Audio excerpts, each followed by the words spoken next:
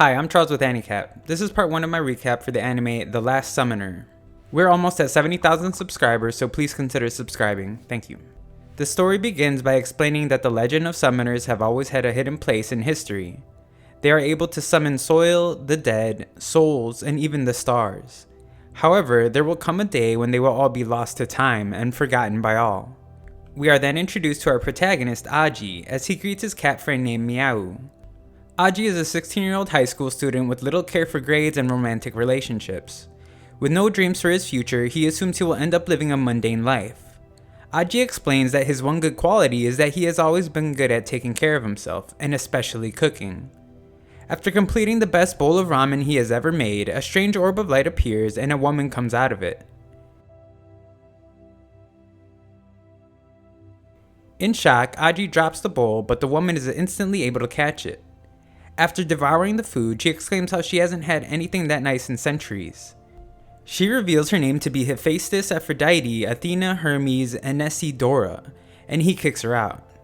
He wonders if he is hallucinating as his attempts at getting rid of her prove useless. She explains that she is not a ghost but a summoned spirit and requires more food to restore her strength. Further attempts of ridding himself of what he says is an evil spirit don't go well. He then decides it would be best to have a conversation instead. She explains that she is a summoned spirit from an ancient era and is 3 million years old, but won't be able to tell since she takes such good care of herself. Furthermore, she has two forms, the complete version that uses too much energy and her current power-saving mode. Summoners have used food and rituals to summon spirits since ancient times. Dora reveals that she was not the one that came to Aji, but he was the one that summoned her, and now must take responsibility. Aji leaves for class in the hopes that she will simply fly somewhere else by the time he gets home. However, that is not the case. She follows him and explains how she is an extremely powerful goddess that can make all of his wishes come true. She offers him all the riches in the world, power beyond imagination, or even rock star status. She asks that he join her in her quest to rule the world, but he only says that he will think about it. She appears again while he is in class and requests that he no longer run anymore so he can sign a contract with her. She shows how no one else can see her and Aji leaves class. Later, a girl attempts to give him a love letter, but Aji freaks out and screams at Dora to leave him alone. The girl runs away as she thought he was speaking to her, and Dora can't believe Aji was so rude to the girl. He concludes that he was able to summon her with food, so perhaps he can send her back using food as well. He begs that she leave him alone and is stunned to see that she has begun to cry. She explains that a summoned spirit that is abandoned by their master is fated to wander the world alone like a ghost for hundreds of years until they fade away. However, she accepts his decision and only requests that they spend a little time together so that she can cherish those memories for the remainder of her time. As they walk, she grants him the ability to see the world as she does. Dora explains that everyone is unique and special in some way. Everyone has the ability to summon, it's just that most have never truly understood the world. They can't see, hear, or feel it, and only seek to grasp that tiny light in the darkness. However, there are a few that can truly master this power, and they are called summoners.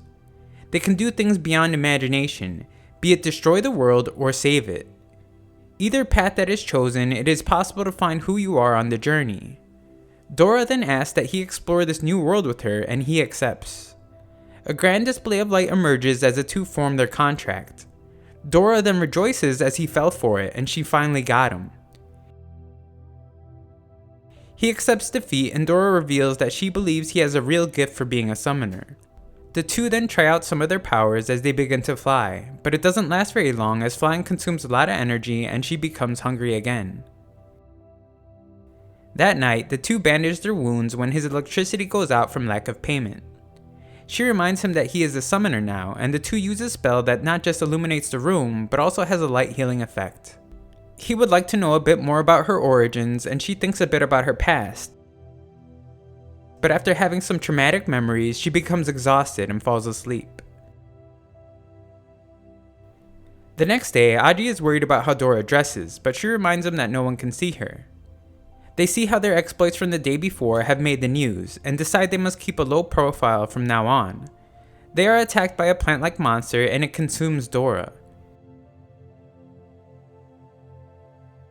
He has seen her use her powers and asks why she can't just get out. She reveals that summoned spirits can only use their powers when they're with their summoners. The chase leads Aji to a festival where he is confronted by the brother of the girl that asked him out earlier. She was hurt by his rude behavior and her brother urges her to show everyone her determination. The pair then give Aji another chance to accept her love, but he leaves as he was too distracted by Dora's calls for help. Dora's cries become more faint as she reveals that spirits lose more and more strength the further away their summoners are, and that if they become any further, the telepathic link between them will be lost. Aji then runs into someone that would like him to join the Supernatural Human Research Society, but just ignores him when he spots the plant monster. He has made a mistake but finally believes to have found where she is after hearing music he recognizes nearby. His assumption was correct as she begins to get louder, but she has begun to feel dizzy and is falling asleep. He has finally realized something now. The other day he tried everything to get rid of her, and now that the plant has her, he can just let it do it for him. Her newfound rage and his closeness give Dora the strength to escape. The plant runs back to its master, but its taunts infuriate Dora to no end. However, her attack does nothing as the girl disappears. Aji calms her down and explains that there is no need for more violence, but also realizes that they are not able to take the girl on. Dora wonders how Aji knew who the summoner was. He explains that first, normal people can't see spirits, so the one that ambushed her must have been a summoner. Then, since spirits can't stray too far from their summoner, he noticed that the plant was traveling in a near perfect circle, making it obvious that the summoner was in the middle. Afterwards, he noticed on her earrings a crest of the huge aristocratic family that even his school is run by, and they can't afford to cross them. Most importantly, even though the plant was far from its master, it was still very powerful, and he shudders at the thought of how powerful the girl truly must be. We then get a look inside the principal's office, as the girl is scolded for her poor performance and the man explains that they shouldn't be holding back as he wants to see their target's full potential. After they leave, the man expresses his excitement to see more surprises from Aji. In class, the girl approaches Aji and leaves him a note that explains she will be waiting for him in the woods after school. After school, Aji is followed by a group that eagerly want to see how his meeting goes. Before that, Aji is confronted once again by the brother of the rejected girl as he is still upset for his sister, but also that he is now stealing away his goddess. He ignores him as Dora can't help but notice how famous he has become. In the woods, he sees Miao and compliments her on her ability to sneak around like a ghost. The group of followers are tangled up and Aji is presented a path that leads to the girl. The plant demands he give them Dora, but Aji explains that she is his new pet, and even though she has a bad temper, they have spent time together and he has grown pretty attached to her. The girl is disinterested in his speech and begins her attack. Aji desperately dodges her attacks and begs for Dora's help as she looks for her weapons. He expresses more disappointment as the attacks become stronger and Dora has yet to do anything. The plant requests that they end it as it will only take 30% of their true strength and go for an attack on Dora. She runs for her life but gets arrogant, only leading to her capture. The plant is surprised to see that Aji is an idiot for getting himself killed along with Dora, but are even more shocked when the two emerge unharmed. Dora finally gets to reveal her blue, epic, treasured antique cleavers, and the plant requests they no longer hold back. The battle rages on as the two are evenly matched. However, Aji is able to use a combination of skills to carve up and defeat the opponent. Dora is amazed by his performance, but he reveals that he only went with the flow and chopped away like it was a kitchen knife. The girl recalls her beast and Dora uses the opportunity to go in for her final attack. However, Aji is able to react just in time to stop her, explaining that he doesn't want to be murderers for no reason and that she had been holding back the entire time. Dora wants proof and gets all she needs after turning around. She completely changes her tune, explaining that it is getting late and asking if they would like to enjoy one of Aji's delicious meals. The plant is insulted, explaining that his master is not the glutton that they are. However, her stomach begins to rumble and the next scene shows that they have decided to take them up on their offer. The plant gets a bit tipsy and explains how there are always good and bad summoners, and it's not uncommon for them to fight it out the moment they see each other. Also, spirits could also be either evil or guardians, explaining that they are the city's guardians and were testing Aji. They passed and are now able to join them, however this seems to upset the girl and she leaves. Outside, Aji expresses how he believes good food alone can save the world, and she reveals her name to be Hana. Hana explains that she understands his character very well, but is still very skeptical of Dora, and will continue to watch them closely for the next 24 hours.